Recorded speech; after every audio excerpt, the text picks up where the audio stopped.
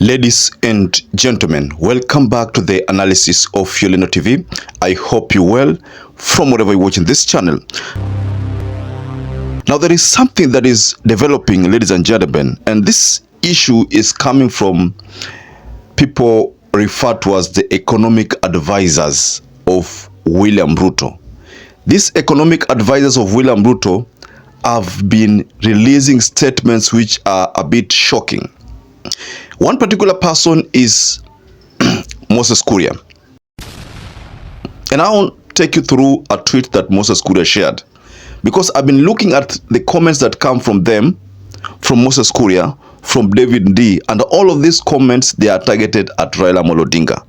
So this leads me to a feeling that there is something that is being hatched in the State House, most probably. Like for instance, let me share something that Moses Kuria tweeted in his X. This is what he said.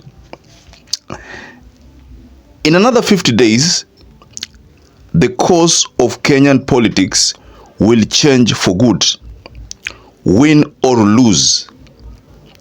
And in this tweet, ladies and gentlemen, Moses Kuria shared a picture of RAILA Odinga.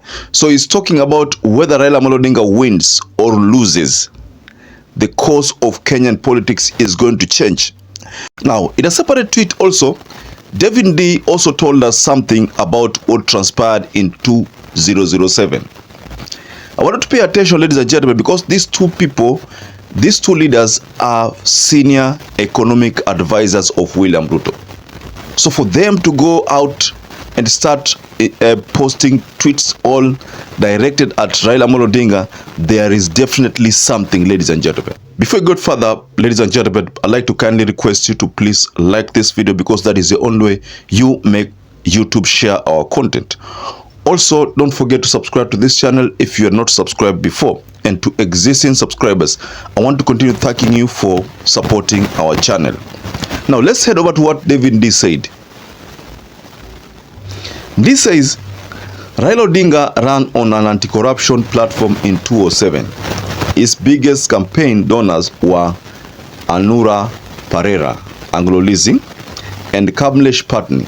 Let every sucker out there who has been mouthing off on who is cleaner than who scrutinize and reflect on this list. Then he shared a list. You know, this list, actually what he did, he posted someone's tweet. Let me just take you briefly. It says, ODM received 1.7 billion for 2007 campaign. Notably, CAS FM made a donation of 2 million. Also in the list are notable figures like Linus Kaikai, okay, Kamlesh Patni, Olejun Obasanjo, Bosco Gichana, Pastor Gilbert Dare, Otieno Kajwang's check bounced. Okay. This is just a list of what was posted before, and this list was posted. It's a long list, by the way. It's a very, very long list in this post. It was posted on the 22nd of December 2024. Now, David Ndii shared this list and also shared something here from the Nation portal. Let me also read this. Come clean on Anglo Leasing, RAILA tells Kibaki. This was when RAILA was telling Kibaki to, you know, say the truth and to release everything about Anglo Leasing. Now, there's also here a posting that was done in 2002. And this time round, RAILA was telling Moi, come clean on Goldenberg. And in this story of Goldenberg, let me just take you through the story. The opposition yesterday reopened the Goldenberg can of worms with a challenge to President Moi and Vice President Musalia Mudavadi to explain how the country lost billions of shillings in questionable export payouts.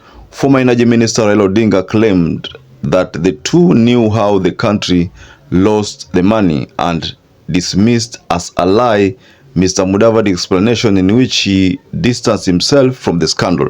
So this is the issue of Goldenberg scandal, and we all know that story about Kamlesh Patni.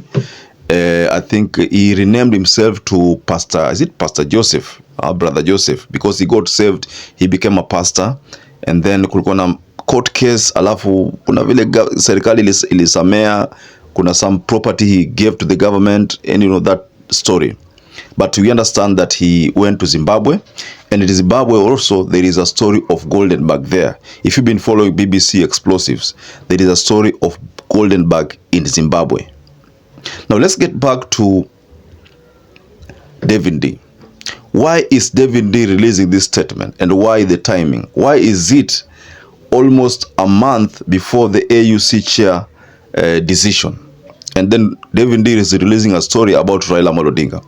On the same day, you find that the economic advisor, who is Moses Kuria, is also releasing a statement via X. All these things are being done via X. What is the hidden agenda? Is Raila Odinga safe, or someone is indirectly trying to taint his image? I am forced to agree with someone at one particular time who said that there is something that the government knows that Raila doesn't know. Maybe the government doesn't want Raila Odinga to win. Is that the case? I don't think that could be the case, because the government has been blamed to be funding the campaign of Raila Odinga's AUC bid. So most likely, I don't know, but those were just rumors. I don't think the government is involved. But to find people like Ndii and Moses Kuria release statements which are a bit suspicious, statements of this magnitude, that is what is beginning to worry me, ladies and gentlemen. I don't know how about you. I know many people have been saying that Raila Odinga was hoodwinked into coming to an arrangement with William Ruto over a broad-based government. Some people have been saying lately that even Uhuru Muigai Kenyatta was hoodwinked into, agreeing to work with William Ruto behind the scene. These debates have been surfacing all over, and they were peddled by people like Jeremiah Kioni. But Jeremiah Kioni back then never thought that Uhuru Muigai Kenyatta would also come to this mix-up of broad-based. That's why you find that there are many ministers who have been appointed, ministers who come from the Jubilee faction. So hiyo imepatia Jeremiah Kioni kazi ngumu. But let's get back to these statements from two statements, one from Ndii, another from Moses Kuria. Moses Kuria is giving us 50 days. Of course, 50 days, those are the exact number of days before the election of AUC is held. Now, on this other side, Ndii is reminding us about Anglo-leasing, and that Raila Odinga is the person who exposed this in 2002 when he exposed this. So what is the secret behind these tweets, ladies and gentlemen? I wanted to help me understand, why do you think Ndii shared that kind of tweet, and the timing?